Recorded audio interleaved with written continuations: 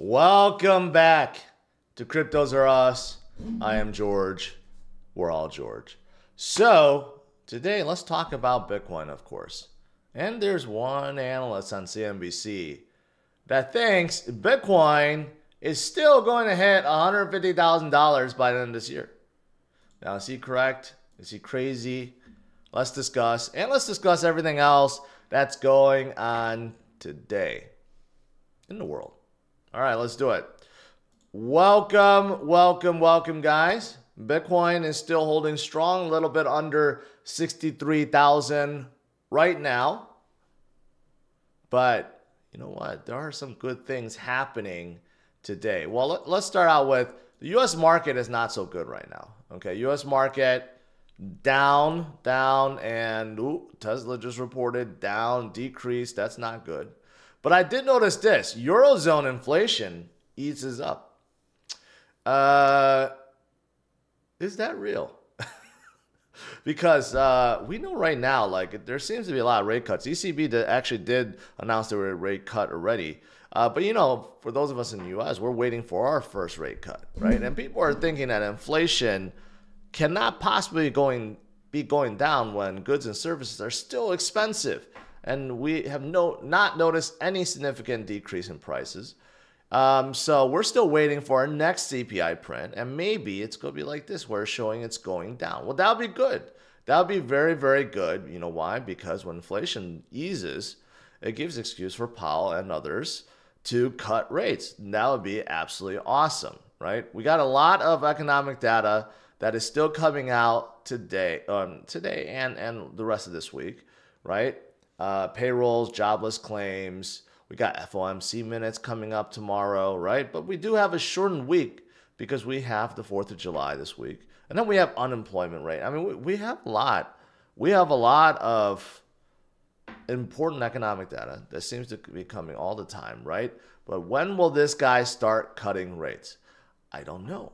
Maybe he's going to start and give us a hint today, because he will be talking. I think approximately like right now, he's going to be talking. So, but generally speaking, outside FOMC meetings, he really doesn't say anything one way or another. He's usually pretty hawkish with his tone. It's never like dovish with his tone. So hopefully he's going to say some good things. I don't know. I don't know if he is, but yeah, so we know that it's going to happen eventually. It's a matter of when, not if, right? And when we get that very first rate cut in the U.S., it is going to help markets substantially. So let's hope it's sooner than later. All right, what else is there? The German government is again selling more Bitcoin. They transferred 832 Bitcoin. So total 52 million 35 minutes ago, and then another 282. So they're still transferring to Bitstamp, Coinbase, and Kraken, and they still hold 2.74 billion. At least their sells are pretty small now, right? They're not selling like 10,000 Bitcoin at a time. I don't know. It's just kind of weird. If you really need the money and you're German government, right? You could just sell like 5,000 at a time, 10,000 at a time, right? You could sell a significant amount if you just didn't care about dumping the price and just collecting all that money real quick. But now they're doing these small little sells. You know, to sell $3 billion worth by selling like 20 million or 50 million at a time is going to take forever. So there's something weird going on here, right? Again, no idea why the German government is not going to Coinbase and saying, hey, I just want to do an OTC sell. Help me find a buyer to buy 5,000 Bitcoin, 10,000 Bitcoin, and they will do so immediately. It's what they do. So to send little amounts like this still makes no sense whatsoever to me. Like, first of all, it's going to take forever to dump the $3 billion like this. And second of all, they could do it much better without affecting the price. So I don't know. I have no idea what's going on, who's controlling their Bitcoin over there. But, you know, they've gotten so much press. You figure by now they would have learned something, right? I still don't know. But that is still going on right now. right? But the good thing is, despite the selling from German government, a relief rally may be at the beginning. Why is that, right? Well, the seller exhaustion is increasing, right? Meaning the selling is decreasing. Here's one that's looking at stablecoin top 10 outflow mean, and you can see at certain periods of time when stablecoins are leaving the market, that's usually a bad thing, okay? And that's why you could see we had some very big outflows, but right now we're not there. But also, if you look at the ETF inflow, that's where it's really interesting, right? You would figure that we had a lot of outflow recently. Well, ever since last week, and let me remove my camera. Ever since last week, inflow has been coming. In fact, yesterday, we had over 130 million inflow. So obviously, there are some on Wall Street that are loading up right now. They know that, hey, the exhaustion is here. There's a lot of signals that I've been showing you guys that indicate Bitcoin is going to flip back up. And that's why there are a lot of institutions and traders and just Wall Street guys in general, that are loading up, right? So you could see recently, we had 7 consecutive outflow days, and now we've had 5 inflow. Even though they're small but significant, it still does show a turnaround, right? So that, oops, I don't know why that came up. So that is pretty significant. So that is really, really good. In fact, so good, if you look at the day, the week, the month inflow numbers, they're all still positive, first of all. They're all still positive. Even if you look at the month, right? So that's a surprising thing, because if you go back to this chart, you'll see that prior to the 5 days, you'll see that we had a lot of red, right? But when you average it out with the month, with the green, it's still positive. So it goes to show you that, again, when in doubt, zoom out. Sometimes when you're so focused day to day, week to week, you don't see the bigger picture. The bigger picture is, for the last month, almost 800 Bitcoin went into the ETFs. And for the year, we have almost 15,000 Bitcoin going in, right? Tremendous numbers, tremendous numbers. It shows you how much institutions and Wall Street guys are still buying, right? Now this is what I want to show you guys. This is interesting. So let me get this. Hold on. Let me get my sound ready. Let me play this for you guys. Feet of clay, because I said Tom Lee's going to be absolutely right about the 5,500. Why is he still saying 150 for Bitcoin? Why do that? Why not just focus on stock? Don't stick your neck out, because it was falling below 60,000. Now it's back to almost 63,000. So that 6 trillion we just talked about, that sort of plays into your Bitcoin thesis. That's right. Bitcoin's probably suffering from the Mt. Gox, starting distributions in July. That was a huge overhang for many years.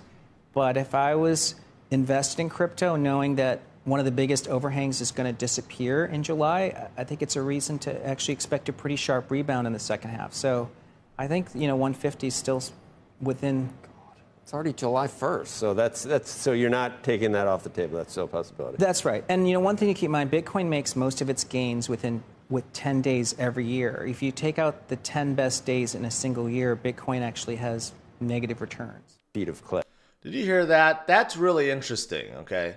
First of all, I do agree with him that 150,000 by the end of this year is still in play. I don't think it's out of play. I think it's still in play. But more importantly, he said something that I totally forgot. He has mentioned this before, Tom Lee, that most, if not all, Bitcoin's gains comes within 10 days, within a year, right? It's like 2 weeks of craziness. And we have seen that before. We have seen that many times in bull runs before, where there is a tremendous rise within a couple of weeks. Now, normally speaking, it's for like alts during altcoin season, but it also happens with Bitcoin. So what he's saying is, yeah, regardless of what's happening right now, at the end of this year, maybe November, December, we're going to see a crazy, maybe Christmas pump, a Santa rally that will bring Bitcoin to new heights, right? Or maybe it doesn't work that way. Maybe we don't wait for those 10 days. But I do think he is right, and I agree with that. I think it's not out of reach, right? Once we break above 100,000, which I know we will, that's when the FOMO really kicks in, right? That's when those ETF inflows will be over $1 billion a day. And we will see some crazy, crazy movement after we break six figures. And it would not surprise me that we hit 125, 150,000 by the end of this year. Even though it seems far-fetched now, it always does. Just like when I talked about getting back to 70,000 when we were at 20,000, right? No one wanted to believe it. But we did, and we hit it way faster than people expected. Way faster, almost a year ahead, right? So don't give up hope. There are still so many good things happening in the space, despite Mt. Gox FUD, despite Germany selling, right? But we have so many good things that are still happening. The fundamentals and technicals of Bitcoin has never been better, okay? Look at this. Active addresses on the rise, 900,000 yesterday, a level not seen since April, which is great because April, Bitcoin was in the 70,000s, right? So we are seeing a rise, right? We're seeing capitulation of the miners too. And I just mentioned seller exhaustion, that's here. All great things, okay? Now, if you're a technical guy, you'll notice that, hey, this is what it's looking like right now, right?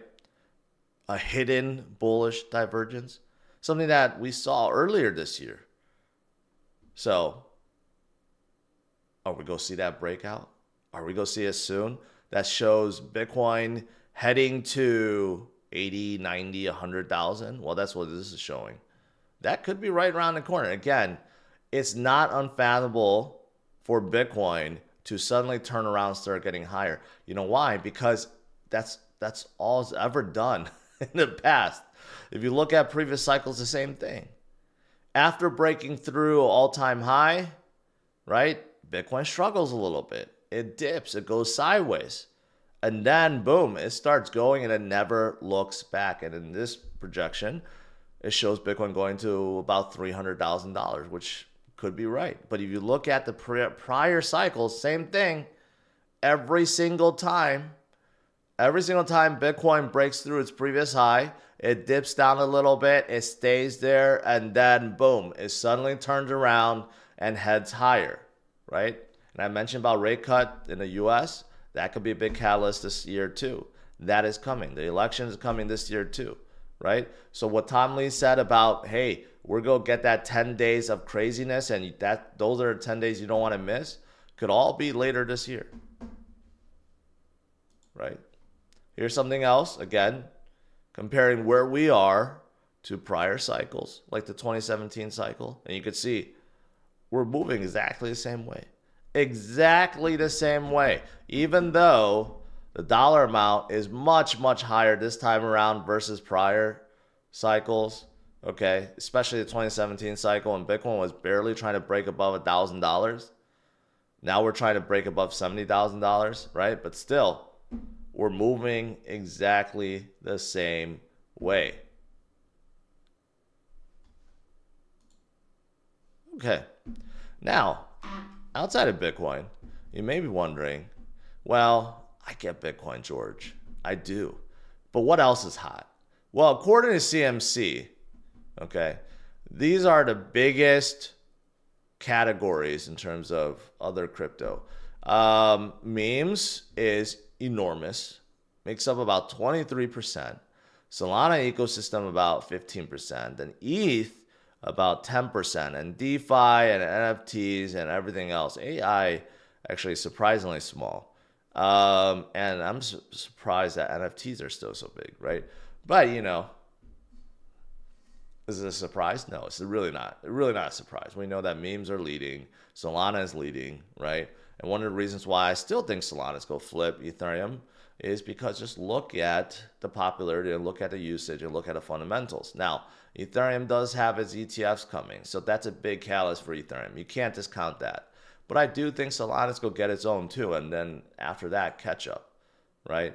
But look at these meme coins. Look at the returns on these memes.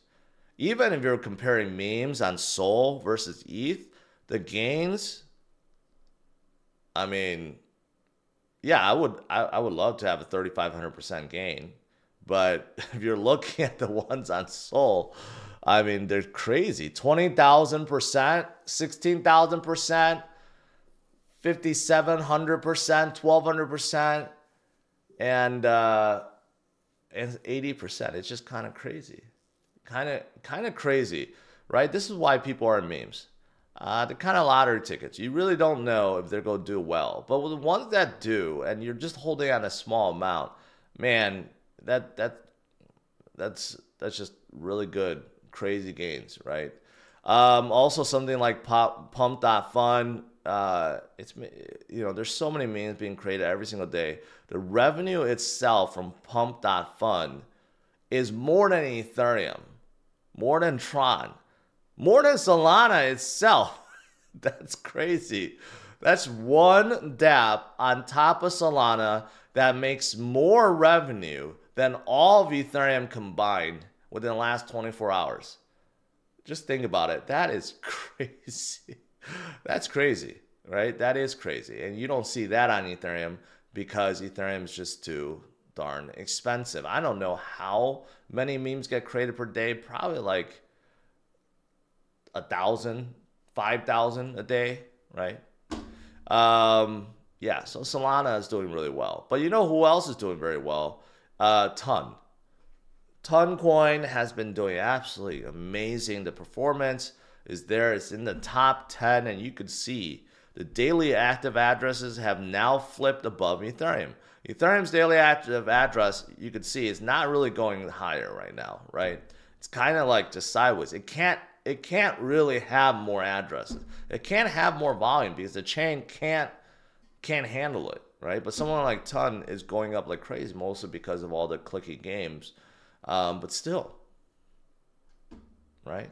It's still doing very well. So that's amazing to see how fast Ton is growing. And it's all coming within this year. Look at prior to 2023. Nothing's going on. But look at the growth right now, which is absolutely insane, right? Good for Ton. And then lastly, not good for Polkadot. So Polkadot's financial report came out for the first half this year, and they spent $87 million, okay?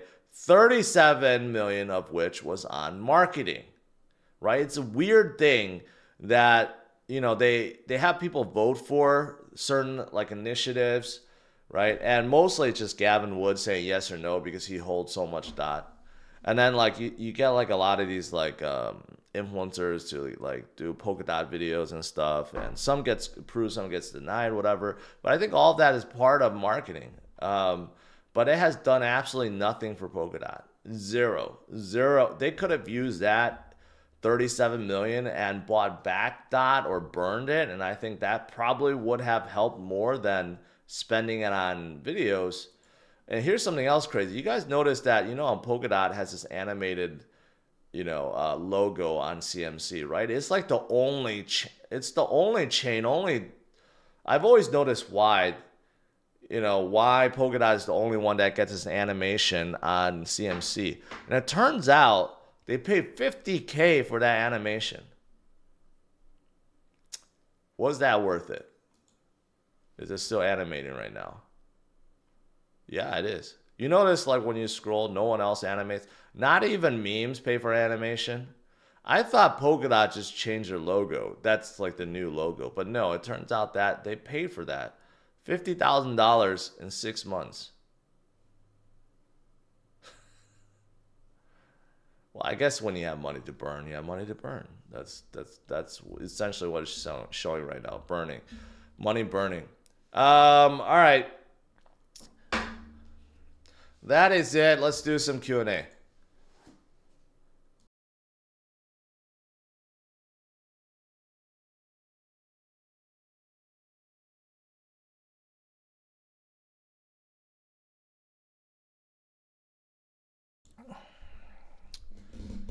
All right, let's first of all, scrolling up, Skillful gifted 5 memberships. Thank you, my man. All right, Tesla blowing up finally. I know their stock went up a lot. Are they doing well today? Well, they're up 6%. That's pretty good. 222. I know a lot of people are looking forward to this because they were like really, really, really low, down to 140. And now they're up to 222. That's pretty good. Their yearly high was 280, so they're still pretty far off from that. Anyways,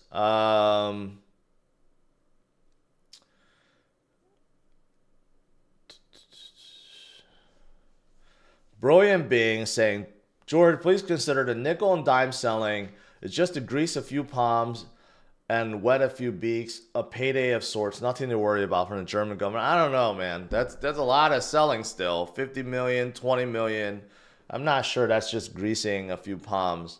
There's something going on there with Germany. Again, I don't know what's going on with Germany and their really weird selling schedule. Maybe you're right. Bento says 21-year-old DCA since March of 2022. Advice to retire in 10 years. I try to stick with Bitcoin mostly. You know what? Whenever I talk to Bitcoiners, right? You know, I really think they have it right. One of the guys who fight in the IFC, I'm not gonna say his name, but you know, he's been DCAing Bitcoin for a long time, and he has significant amounts in triple figures now. And he's like, well, yeah, whatever I have extra money, I just put in Bitcoin. I'm like, you don't put anything else? I'm like, no. And then, you know, there are certain times, like right now, when Bitcoin's showing strength and alt's just like losing momentum. It's like, it makes you wonder why you don't just hold Bitcoin and nothing else, right? Because one Bitcoin is one Bitcoin forever. It doesn't matter if that Bitcoin is 10,000 or 20,000 or 50,000 or 100,000. One Bitcoin is one Bitcoin, right? So you never have to worry about having less Bitcoin. But when you hold a lot of alts and they drop against Bitcoin, the value of your portfolio goes down versus Bitcoin, right? Just like if you're holding a lot of cash. So it kind of sucks. It kind of sucks. But anyways, to go answer your question, Bento, I don't think, and in 10 years, you could definitely retire in 10 years. By the time you're 30, you could definitely retire. You stick with Bitcoin, and then maybe have a few alts in there for tremendous growth during the altcoin seasons. But I think still sticking with Bitcoin is, you can't go wrong with it, even at this kind of the current levels now.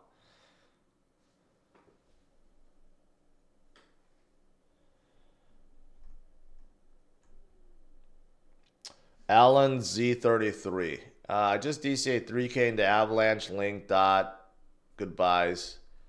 Well, I just got done saying how Polkadot, you know, spent a whole bunch of marketing dollars and equated to zero. So, not sure Polkadot should be in that list. Can Ether do a 5 to 10x cycle? I mean, it's very hyped up. It was very hyped up in his sale. I don't think I participated in Ether. Maybe I should have, but it's 266 million. Can I do a 5 to 10x? Yeah, I had to get $1 billion or something. Yeah, it could happen. I don't know too much about the project. I just know a whole bunch of people bought into the pre-sale, so they're probably, you know, promoting it right now.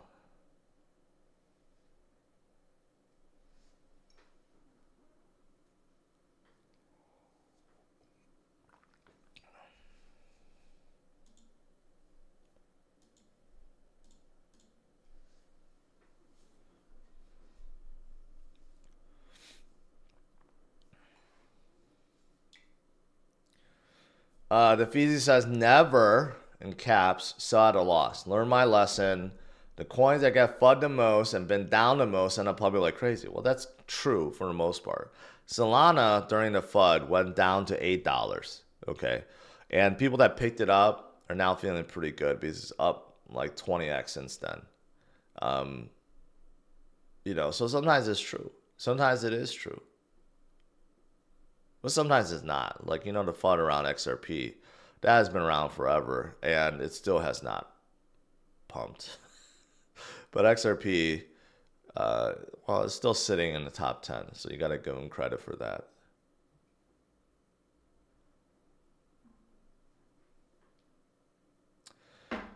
Bullish on C-Swap. Will ETH ETF be buy the rumor, sell the news? No, it won't be. Well, it may be. Bitcoin ETF, when it came, it dipped a little bit, and then it went back up, right? So maybe same thing, but no.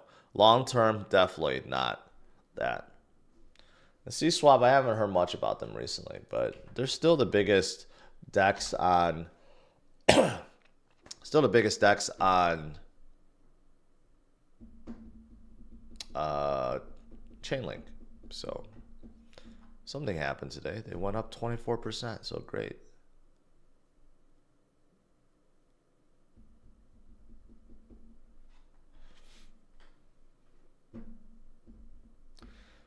Benito, realistically, if I plan for my kids by 40 and want to be able to leave them enough Bitcoin for my grandkids, how much? Okay, okay, I'm not gonna go through that with you. No offense. Okay, you're 21 years old. You don't have to worry about leaving stuff for your grandkids. Okay, you're being way too mature. Just live your life first.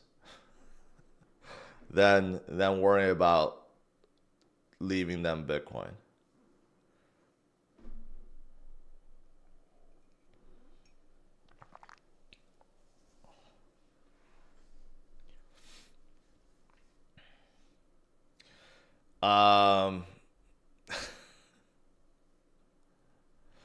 Did you end up smacking Rand into submission? Not sure if you've already spoken about it. Just joined in. I don't really need to speak about it because just look at what, you know, his memes are doing. Gummy and baked. Yeah, they're... This is the exact reason why I don't want to launch my own meme coin.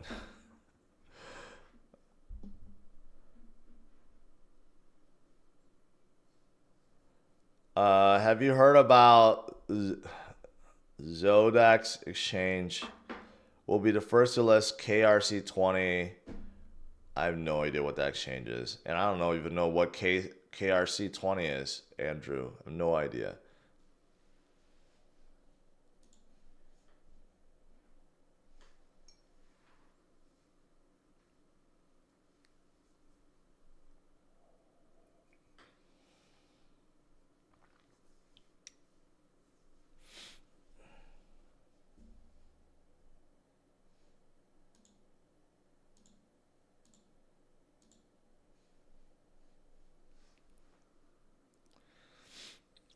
KRC20 is Caspa.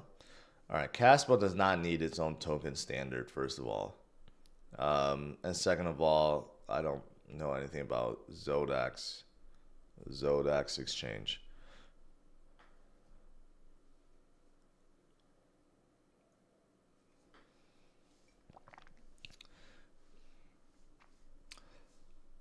Porsche or Aston Martin? For sure, Porsche.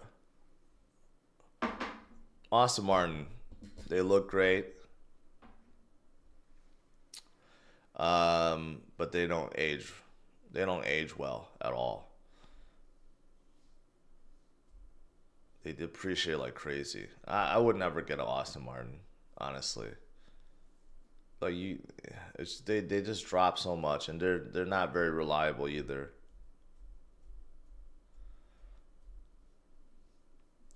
Lotsky. Yeah, I don't know. And it's not that funny, man. I saw you type already. Just chill.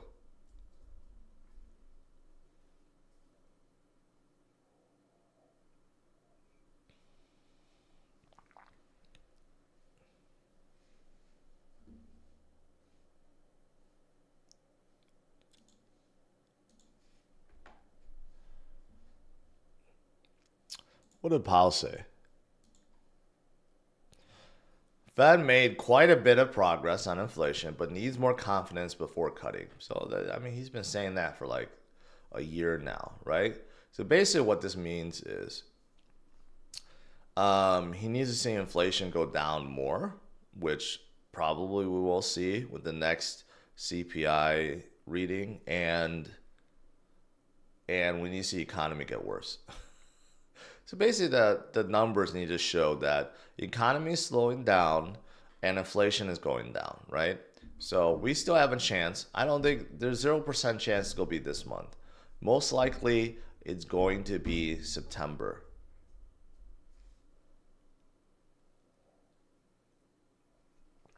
I think it's going to be September.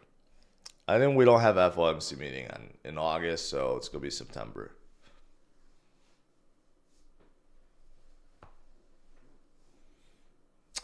Do I like motorcycles? I do not. I like cars. I don't like motorcycles.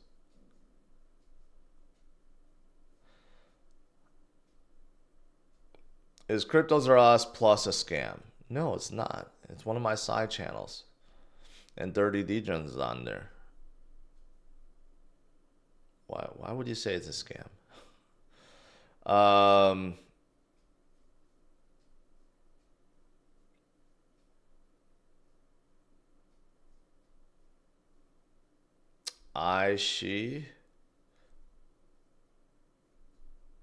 Ashi. Welcome, new member.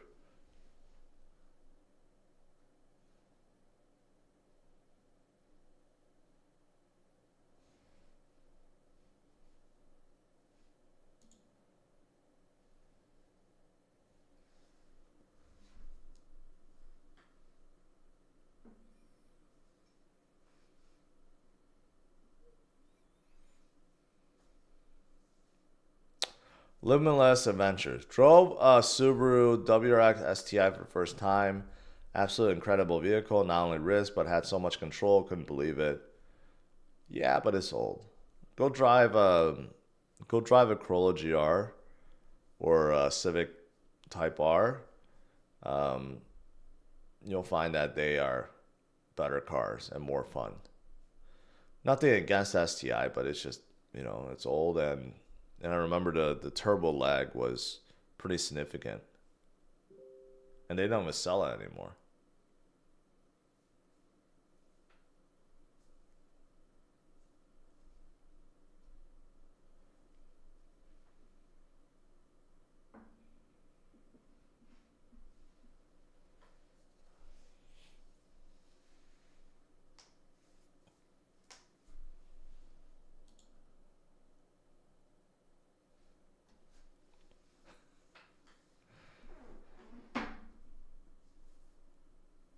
Why is Bonk only 79%?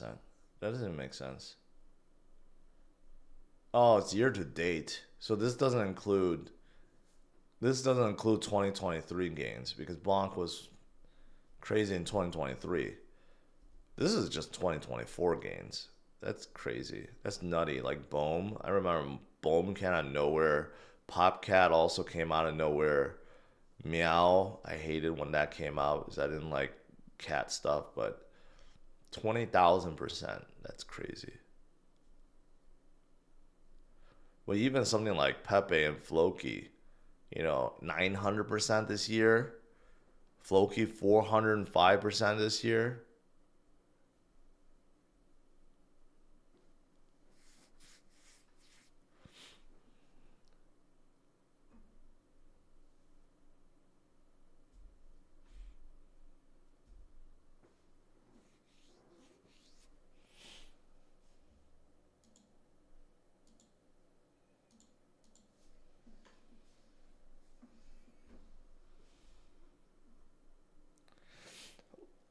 A low star says, I don't get the utility in any of these. There's no utility on memes, right? It's just about building a community and having the community believe in something. And if they believe it enough, they will continue to buy and hold. That's it. But that's the same philosophy for any crypto, not just memes. Most of the alts in the top 100, they're up there because, again, of the community that holds and continue to DCA, right? If there's no community and no one's holding, then their market cap dumps to hell, right? So the philosophy of memes and alts are the same. It's just that one is trying to build stuff, build utility. Another has no utility, right?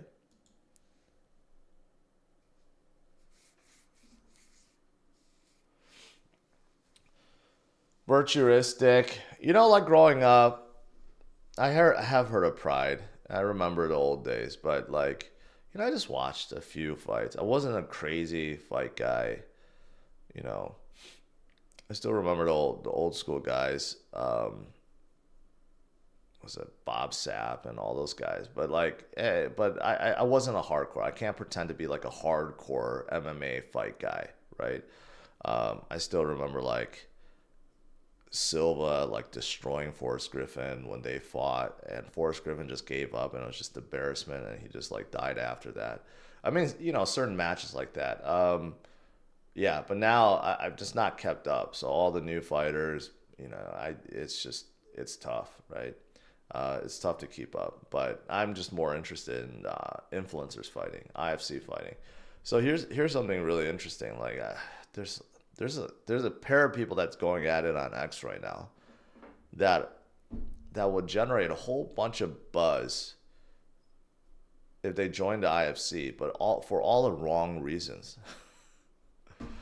There's like a pretty widely known scammer right now that really wants to fight, but it's just he's so negative, and he would bring so much negative attention.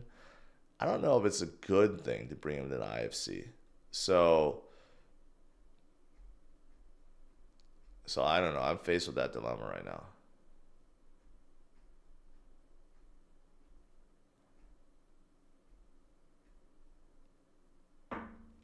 Yeah, so and I think most people in the crypto land the same thing. Like even if you don't know anything about fighting or know any of the fight guys or any of the good guys, right? People just enjoy watching people that they know fight, like influencers, right? That's why there's such an appeal to the IFC, because it's like someone that you grew up watching or someone that you've watched for years. So that's why, like, after consensus, so many people told me they loved it. Even some of the influencers, they were smaller time influencers for the last fight, but still people loved it and communities loved it. So that's why I love hosting IFC stuff. But I'm in a real dilemma with this other guy right now. This pair. I just don't know.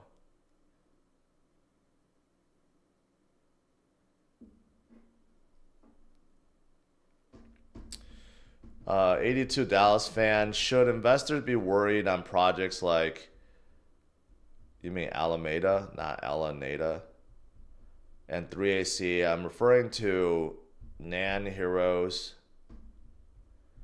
They're already over. They're already bankrupt. So whatever they invested in has not, I mean, has no effect on any project now. I have no idea what Nan Heroes are, but I'm assuming you're asking if they were invested by them. But both Alameda and Three Arrows, they're done for, so they're not going to affect them anymore.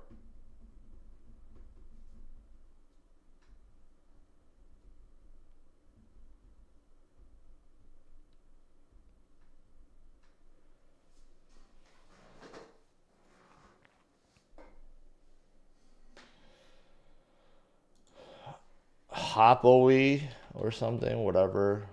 It doesn't even show up, man. If it's 20% of your portfolio, then you have problems. It's probably some new meme and you're hoping it blows up. It could go the opposite direction, man. So if you go get into a meme, you don't put 20% of your portfolio, unless your portfolio is like $200 or something, or maybe 1,000.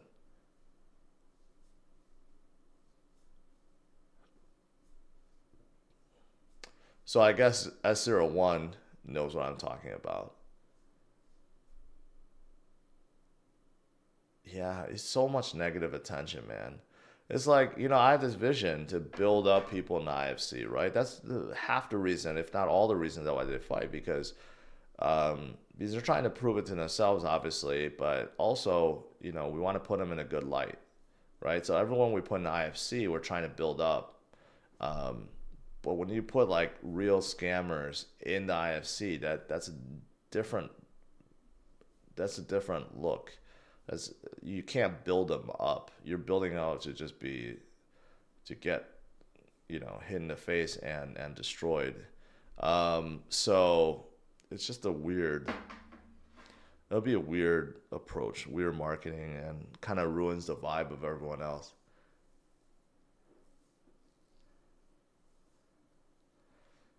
CW, welcome. Turbo has done really well recently. Really, really well. They were stuck at like 30 million for a long time, 70 million. And then they broke out of it like right here. I don't know what they did in May, but they just like, poof. But now they're starting to lose a little momentum. Turbo actually reached out, said they didn't want to find IFC, and then they said they got too busy, so I just kind of ignored them after that. But one of the guys said he would fight an IFC too.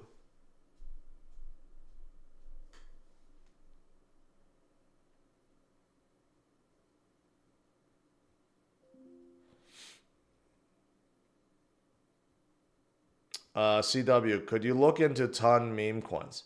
I actually don't know of any. I've heard it in passing, but I actually don't know which ones. You tell me one, I'll look it up right now.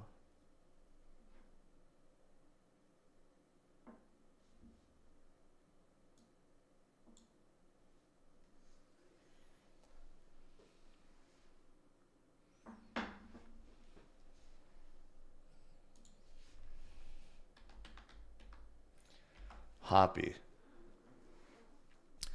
Again, if you have 20% of your portfolio in a meme, you're looking for trouble. Just remember I said that. A lot of memes, they do very well until they don't, and then they dump that back down to, you know, a few million. Just be very careful. Notcoin is not a meme. Notcoin is actually like a game. And they're doing really well. 1.4 billion out of nowhere too. Like, I guess they started out their journey on Binance. I guess it must be incubated by Binance or something. That's probably why they've been doing really well.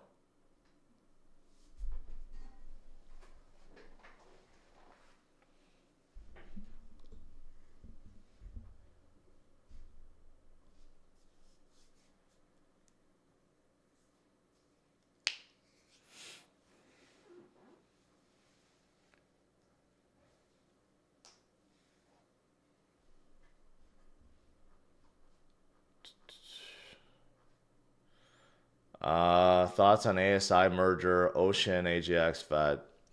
Yeah, it's gonna be a while before they convert to ASI. Ocean and AGIX has to be converted to FET first. The problem is Coinbase is not going to support the FET conversion to ASI. So that's going to be a big problem. That's going to slow things down. So then you have to transfer your FET out of Coinbase first, right? So the last project that Coinbase didn't support was Gala with their conversion, and Gala has really never recovered from that. So hopefully that's not the same thing with ASI.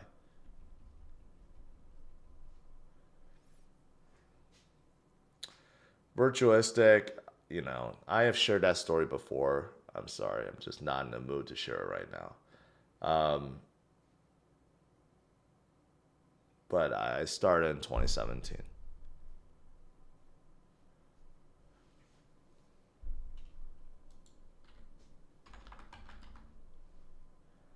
TCAT, the currency analytics with zero market cap, zero volume. What is this? It dropped like 100% and it's been dead for a long time. 99.91%. Or there's probably some new meme that's TCAT. But whatever this is, rugged pretty hard. All right, guys. To conclude, we got a lot of good things happening in this space, right? A lot of great things. So stay strong. 150K, according to Tom Lee on CNBC. Is it still in play? I think so. I think so. And he gives it pretty good reasons why. So I'll see you guys tonight. Smash it a like, subscribe to the channel. Take care, guys. Bye-bye.